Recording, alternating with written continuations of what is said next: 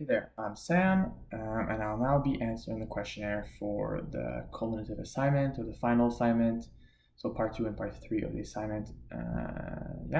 I'll be doing the questions. So starting off with part two, we have the first question, which is which model type did you choose and to model the data and why? So during the assignment, we had a regression model instead of a classification model to classify our data. So a classification model is usually used or best used when trying to classify pictures or identifying them and separating them, for example, a cat or a dog. A regression model is quite useful when we are talking about statistics or numbers. So of course our data was, is continuous and not discrete, and of course it was numbers, statistics, margins, all that good stuff. So furthermore, we also use a logistic regression model to model the data, as we had a data set that had a limited amount of data points. So we didn't have an unlimited amount of data points. We had a certain amount within our data set. That included like patients, the width, the area of a tumor, its size, its texture, etc. So it made sense to use a logistic regression model because linear regression can be used for unlimited data points. For example, if you want to predict something for the next 50 years or a trend that would keep going without a fixed date, we could use linear regression as it doesn't really have a limit, an endpoint, right? So we could track the model for a very long period of time or a very, very big amount of data points, or one that's like basically unlimited, versus logistic regression would be used for stuff that we have a limited amount of data points. So in our data set, right, we have a limited amount of real life examples that we actually had to use. So we only need to refine our data to model to make it more accurate to the actual numbers we have right now. We didn't need to predict for future stuff or stuff we were uncertain about. So that's the model we used. Now, second question, what was the prediction and accuracy? What was the prediction accuracy and error of your model? So our accuracy for the logistic regression model was about 95% or 94.7 to be more precise, and the error was 5.2% or 5% if you want to be more general. So 95% accuracy and 5% error. Which third question. So which attribute in the training data most influenced your prediction? How would you justify that result logically? So when we look at the data and all the attributes in it, all of them have an important role to play in the prediction, obviously. In terms of numbers, some have more importance than others, but in terms of logical, like just simply logical sense, would it make sense to remove a single one of them and call it the same data set? No, it would change the data set completely.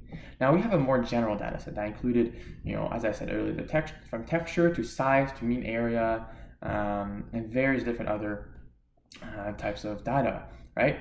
So it wasn't simply a data set that was specifically for the size of a tumor, or if you want to be even more specific, the size of a tumor because of exposure to radiation versus cancer, right?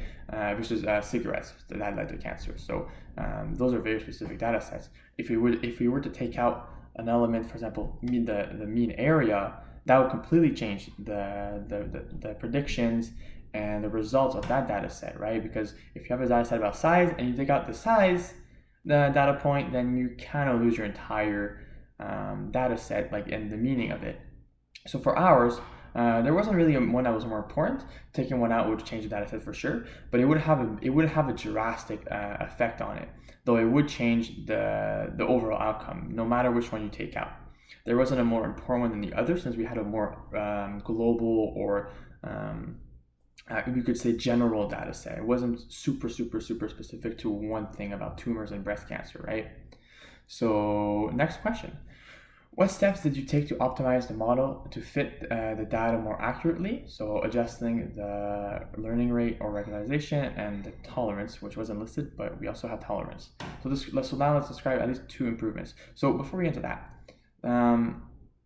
when I came at this part, it wasn't randomly guessing, right? Obviously, that would not be good. What I did instead was think about overfitting and underfitting. So when I tried really small settings for the tolerance and regularization strength, for example, 1e minus 200,000, it just gave me a straight up error. But when I use on the flip side, right, when I used values that were too big, or just not too big like a million, but just bigger than what was intended, it gave me like just inaccurate stuff, like 35% accuracy, 50% error, like just really bad data and really bad model. So basically what it came down to was getting that exact right fit between overfitting and underfitting. So just getting a model that fit the data, that modeled it correctly, and that had good accuracy. So that came to trial and error. I'm trying to find the sweet spot between the two, but always keeping in mind those two different things, which was obviously not too big, not too small, and learning, using what I had learned in the past exercises to really figure out, okay, do I want to use bigger or smaller? And the past examples where we discuss a lot of overfitting and underfitting. So I saw lots of improvement when I did those two things. So now for the next question, what kinds of attributes would you think would be useful to add to the data set and why? So as I discussed earlier, there isn't a single attribute that is necessarily more important than the other in a purely logical sense. When it comes to number, that's a different thing though. And so adding one in wouldn't necessarily make it more useful, because we don't, as I said, we have a more general data set. Now, if we were to remove the size factor out of a data set about tumor size in breast cancer, then that would affect it. So what could we do? So instead, let's try adding something. We could add more specific things, right? So say we have a data set about size, then we could say size after this amount of times, or size affected by this, and so on and so forth, right? Add more and more precise parameters to get a more and more precise model, and then of course get an accuracy from our algorithm. So so now we can figure out, for example, we can add in more attributes to a data set about if a certain amount of years of smoking will result in more malignant tumors, for example. So again, for our model, there isn't kind of a single attribute that would affect greatly. But if we were to add stuff, then we could make our data set more specific. So we could remove some things out of our data set and add a few other things to compensate, so we have the same amount of stuff, right? Same amount of data points, but we could make our model more precise depending on what we want to find. Now, for the last question of part 2, research a machine learning model that is relevant to your modeling problem.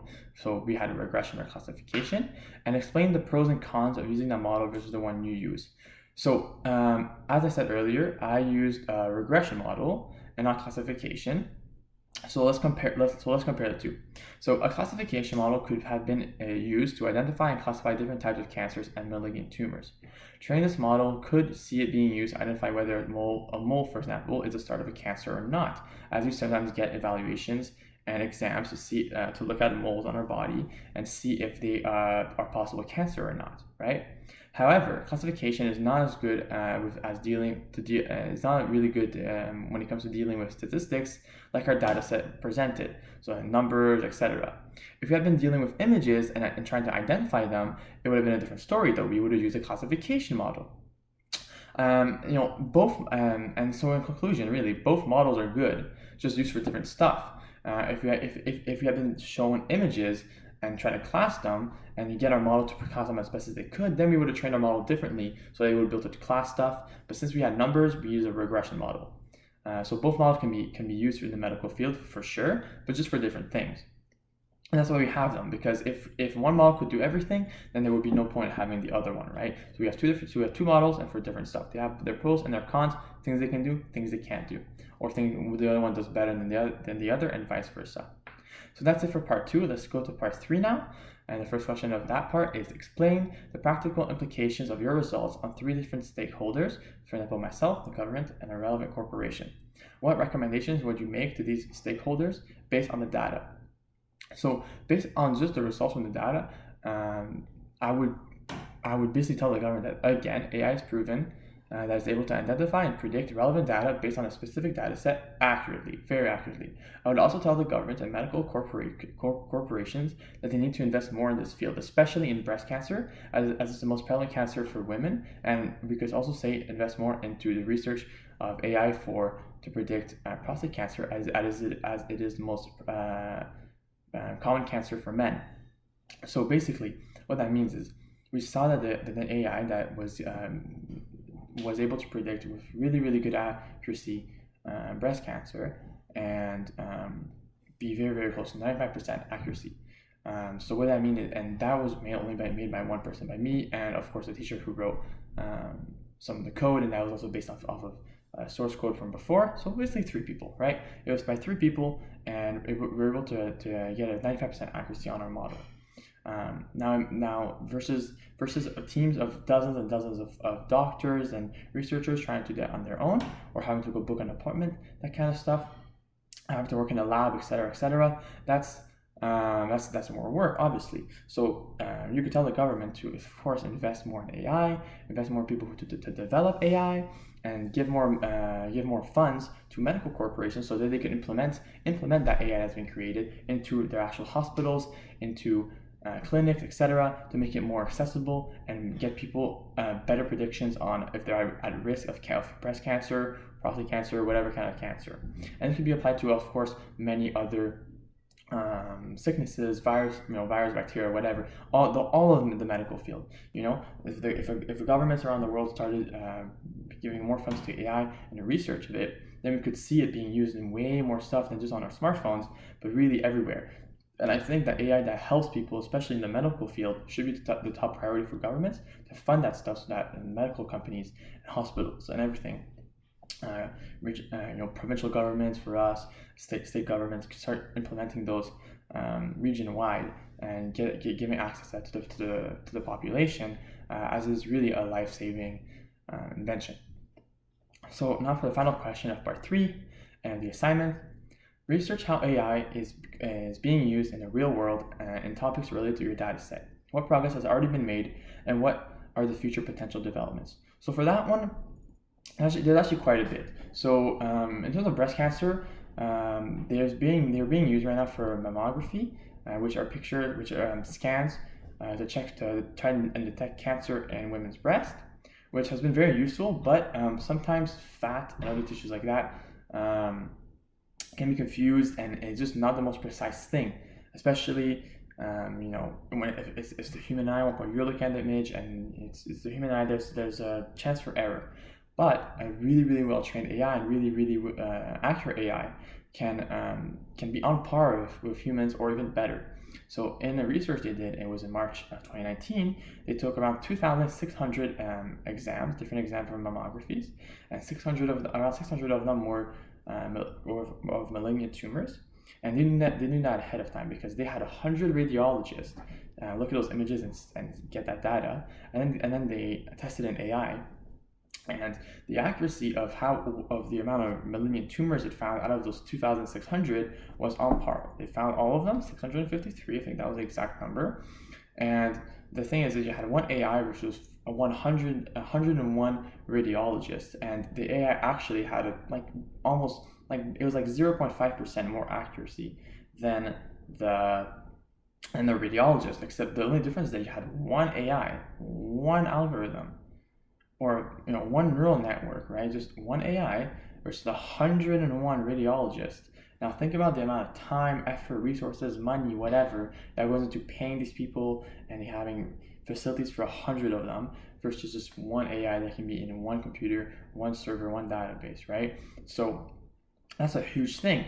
Now, where's it going though, right? So what's the future of it? What's the future implementations and potential developments? Well, potential developments is, instead of getting a 95% accuracy rate, which is what it got, which was basically the same as the radiologists, who got like 95, and the AI got 95.02, something like that, right? It's just very small difference, but still a bit better, would be to get to 100%, really get it to 100%, and then you could start implementing it in other hospitals, whatever, right, across the country and across the world. This was in the United States, so that would be really great.